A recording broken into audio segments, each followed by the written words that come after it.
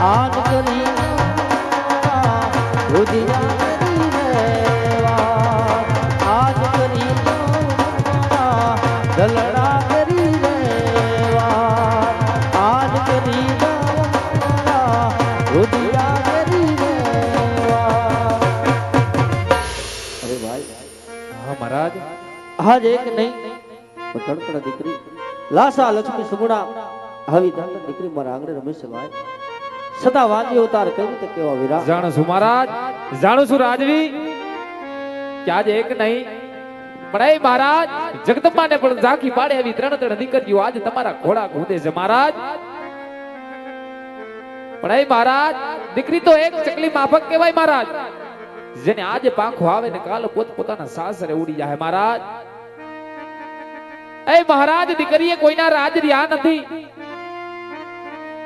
જો કદાચ ને એક બાડો બોબડો લૂલો લગડો એ મહારાજ એક પુત્ર હોત ને તો આજ તમારા ગયા પછી આપણી રયત ને સંભાળત મહારાજ નહીતર એક દિવસે આપણા પોકણ ગઢને સવા મણના તાળા લાગી જાય મહારાજ સવા મણના તાળા લાગી જાય મહારાજ માટે વાત જરાક વિચારીને કરો તમે વાત જરાક વિચારીને કરો મહારાજ અરે ભાઈ આપને કેવી વાત સત્ય લાગે છે વીરા કારણ કે આજ દીકરીએ રાજ કોઈના રહ્યા નથી અને મારા પ્રભુને માટે હે ભાઈ જો આજ મારા મુખ જો હાથે વળા સુખ દધાવે ને વીરા તો કાલ સવારના સુના ઉગતા સવળા સુકન લઈ અને તમે તમારે વાવડી વાવા જાજો રાજમાં આવી તમારું ઇનામ પણ લઈ જાજો ભાઈ ભલે મહારાજ જેવી તમારી આજ્ઞા મહારાજ એ વીરા હા ભાઈ મહારાજની આજ્ઞાને અનુસાર ઈ સવડા સુકનિયા લેવા જાવું છે ભાઈ હાલ વીરા પેલા આપણે સવડા સુકન લઈ આવી અને પછી આપણી વાવણી વાવવા જાય વીરા હાલ એ સુકનિયા લે માને આયલા રે ખેડૂત ભાઈ સુકનિયા લે માને હાયલા રે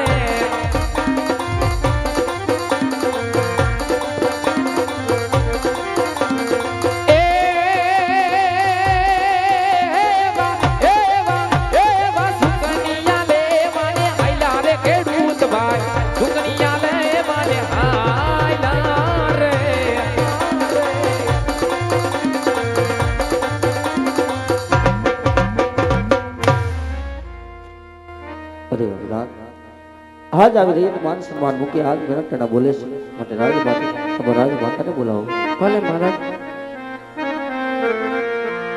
એ આજે પરધાન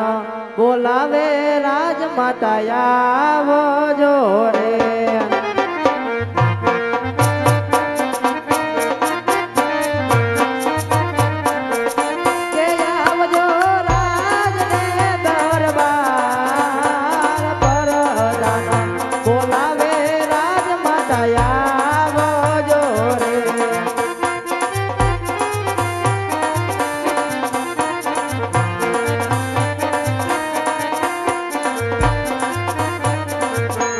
રાજ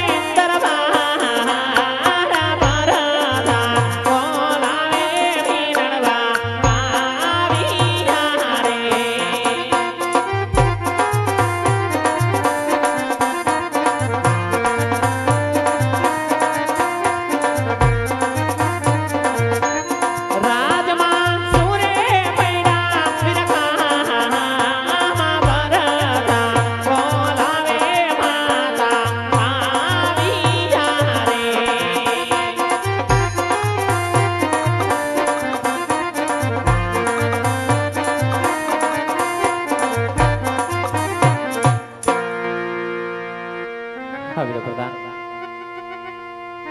કોઈ દિવસનો સમય પ્રભાતનો પોર થવા માંડ્યો છે. દાદા સૂરજ પણ કોર કાઢી ચૂક્યા છે. તો આવા શબ્દ દરબાર કરીને દાદા મિનળવાને રાજ દરબારની અંદર બોલાવવાના કારણ શું હોય બાંધવ? કારણ શું હોય? કામ તો આપણે મહારાજને કર્યું. પેલા તો તમારા વારણા લઈ તમને જાજી કમાવું કહું છું. જુગ જુગ જીવો મારા વીર, જુગ જુગ જીવો. તમને જાજી જુવાર બાંધવ, જાજી જુવાર. ઓહો, કોઈ દિવસ મારા નાથના મુખ ઉદાસ હોતા નથી, પણ આજ કક્ષની અંદર ધીમા ધીમા ડગલા જ્યારે રંગ મેલ તરફ માંડું ને અને પગ મુકતાની સાથે મારા રાજનના મુખ આટલા ઉદાસ દેખાય છે. પણ રાજવી તો રથના રખોપા કરી અને રૈતની સંભાળ દેવા ગયા હતા ને નગરની અંદર આવતા જ જય મહાડ મહિનાની હેલી વરહે ને એ મહિના આંખની અંદરથી આંખડા દડ દડ દડ પીડા જાય છે.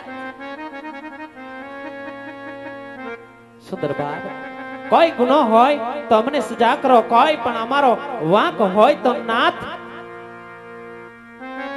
તમારી રાણીને કહો, પણ અમારાથી અવડા મુખ ફેરવીને ઉભા ના રહો નાથ. કારણ કે આજ તમારા ન બોલાવ્યાથી નાથ અમારા કારજ રાની કોર કપાય છે. શરણે વંદન કરવું, હયાની વાત પૂછું. જો રાજનના કોઈ પણ દલડાના ખૂણે કોઈ પણ વેદના છુપાઈ ગઈ છે તો રાજવી એની રાણીને કહેશે, તલાવ શરણે વંદન કરી એની હયાની વાત જાણો, દુઃખની વેદનાની ભાગીદાર બની જાઓ અને રાજનના મંડળાની વાત જાણો.